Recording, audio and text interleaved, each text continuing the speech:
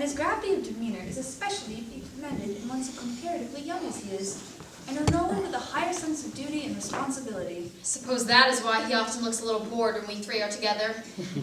Cecily, I am surprised at you. Mr. Worthing has many troubles in his life.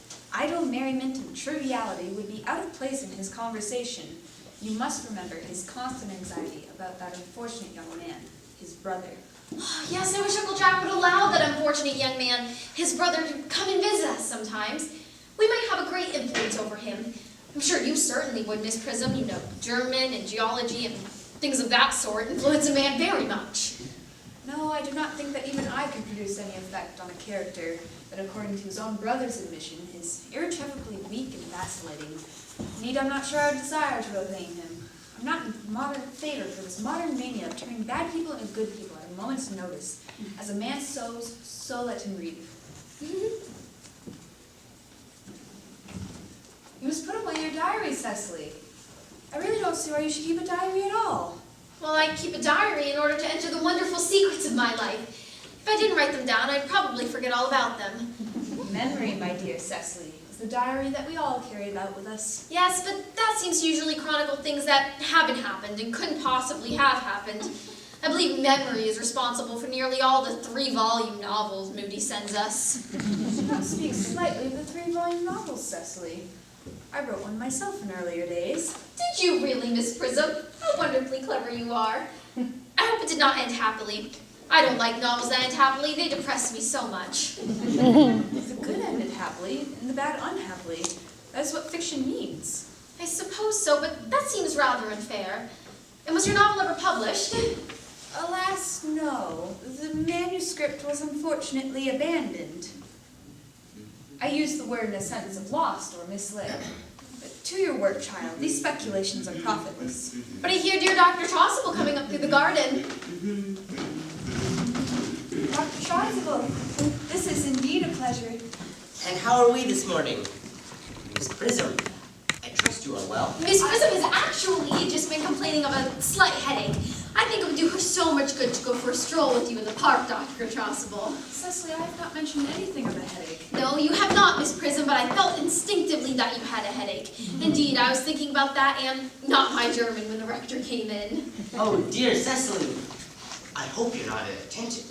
Oh, I'm afraid I am. That is strange. Were I fortunate enough to be Miss Prism's pupil, I would hang upon her lips. I spoke metaphorically. My metaphor was drawn from wheat. I suppose Mr. Worthing has not returned from town yet. Do not expect him until Monday afternoon. Ah, yes. He usually likes to spend his Sundays in the city. He's not one whose sole aim is enjoyment, as by all accounts, the unfortunate young man his brother seems to be. Anyway, I must not disturb Egeria and her pupil any longer. Egeria? My name's Laetitia, Doctor. A classic allusion, merely, drawn from the pagan authors. Oh. I shall see you both, no doubt, at Eversong. I think, dear doctor, I will have a stroll with you. I find I have a headache after all, and a walk might do it good. With pleasure, Miss Prism, with pleasure. We might go as far as the schools and back. That would be delightful. Cecily, you will read your political economy in my absence. The chapter on the fall of Rupee, you may admit, is somewhat too sensational. Even these metallic problems have their melodramatic side.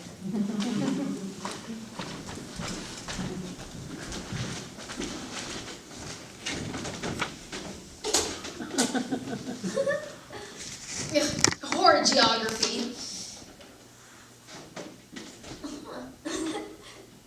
Horrid political economy.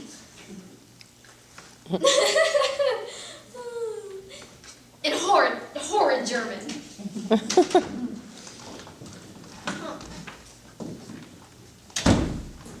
Mr. Ernest Worthing has just driven over from the station. He's brought his luggage with him. Mr. Ernest Worthing, B4, the Albany... Uncle Jack's brother. Did you tell him Mr. Worthing was in town? Yes, miss. I mentioned that you and Miss Prism were in the garden. He said he was anxious to speak with you privately for a moment. Oh, well then I suppose you better go see about a room for him. Yes, miss. I've never met a really wicked person before. I feel rather frightened. Sir so afraid he'll look just like everyone else does. He does. You are my little cousin Cecily, I am sure. I'm afraid you must be under some strange mistake. I'm not little. I believe I'm actually more than usually tall for my age. But I am your cousin Cecily. And you're my cousin Ernest, my very wicked cousin Ernest. Oh, you mustn't think that I am wicked, Cecily. I am not very wicked at all. Well, if you're not, then you've certainly been deceiving us all in a very inexcusable manner. I hope you've not been leading a double life, pretending to be wicked and being really good all along.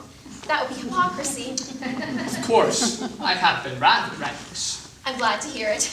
In fact, now that you mention the subject, I have been very bad in my own small way. Well, I don't think you should be so proud of that, though I'm sure it must have been very pleasant. It is much pleasanter being here with you. I don't understand how you're here at all.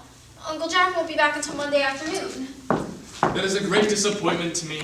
I'm obliged to go by the next train on Monday morning. I have a business appointment I'm eager to miss. You miss it anywhere but the city? No, the business appointment is in the city. Oh, well, I know how important it is to not keep a business engagement if one wants to retain any sense of beauty and morality in life. Still, I think you better wait till Uncle Jack arrives. I know he wants to speak to you about your emigrating. About my what? About your emigrating. He's gone up to buy your outfit. Oh, I certainly wouldn't let Jack buy my outfit. He has no taste in neckties at all. I don't think you'll be needing neckties where you're going. Uncle Jack's sending you to Australia. Australia, I'd sooner die. Well, he said at dinner on Wednesday night that you have to choose between this world, the next world, and Australia. Well, the accounts I've received from Australia and the next world are not particularly encouraging.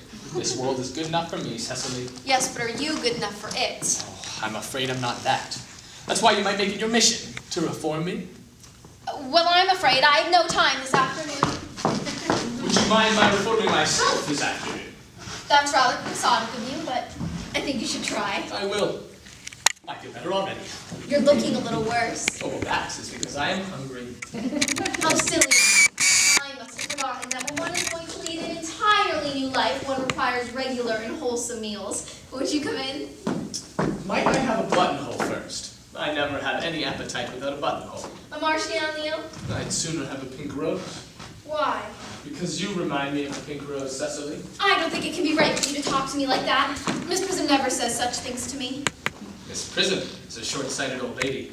You are the prettiest girl I ever saw. Miss Prism says that all good looks are a snare. Yes. A snare any sensible man who likes to see himself caught in. Well, I don't think I would like to catch a sensible young man. I wouldn't know what to talk to him about.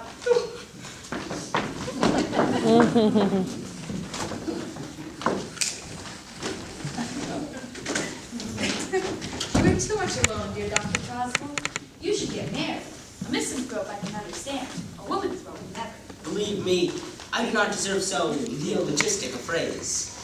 The precept, as well as the practice of the primitive church, was distinctly against matrimony. It is obviously why the primitive church has not lasted up to present day. And you do not seem to realize, dear doctor, that by persistently remaining single, a man converts himself into a permanent public temptation. Men should be more careful. This may celibacy leads weaker vessels astray. But is a man not equally attractive when married? No married man is ever attractive, except to his wife. And often I've been told, not even to her.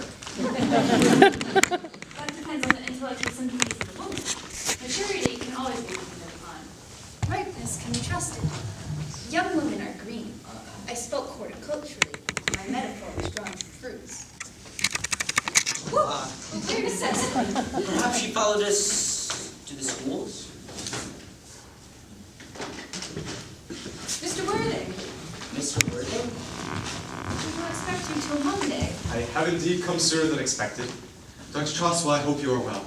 Mr. Worthing, I trust this garb of woe does not betoken some great calamity.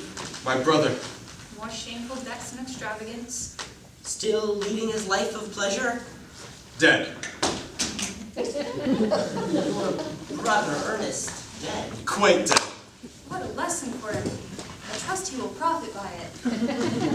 Mr. Worthing, I offer you my sincere condolence. Thank you, Doctor. You have at least the knowledge of knowing that you are always the most generous and forgiving of brothers. Thank you. Were you with him at the end? No, he seems to have died in Paris. Got a letter from the Grand Hotel. Was the cause of death mentioned? A severe chill, it seems. As a man so let him read. Charity, dear Miss Prism, Charity. None of us are perfect. I myself am particularly susceptible to draughts. Will the interment take place here? No, he seems to express specifically to be buried in Paris. In Paris? Yes. I fear that could hardly point to any very serious state of mind at the last. You would, no doubt, wish me to make some slight allusion to the tragic domestic afflictions next Sunday. That's quite all right, My Doctor. sermon on the meaning and the manna in the wilderness can be adapted to almost any occasion. Joyful, or, as in the present case, distressing. Now, Doctor, I want appreciate harvest celebrations, christenings, confirmations, and on days of humiliation and feast days. The last time I delivered it was at the Society of Prevention of Discontent. Doctor, you mentioned I'll follow the upper orders. The bishop, who was at present, was much struck by some of the analogies I drew. christenings, Doctor. You mentioned christenings. I assume you know how to christen, all right? I mean, you are continually christening, are you not? It is, I regret to say, one of the rector's most constant duties in the parish. I've often spoken to the poorer classes on the subject, but they do not seem to know what thrift means. But is there any particular infant in whom you're interested in, Mr. Worthing? Well, actually, Your Doctor. brother, I believe, was unmarried, was he not? People Yes, who it was. live entirely for pleasure usually are. But it would not be for any infant. It would be for myself, if that is all right. You, Mr. Worthing. Yes. Surely you've been christened already. Well, there's no evidence of that. Have you any grave doubts on the matter? I certainly intend to have. What hour do you wish the ceremony performed? I thought it would come around 5, if that would suit you. Perfectly, perfectly. In fact, I have two similar ceremonies to perform at the time.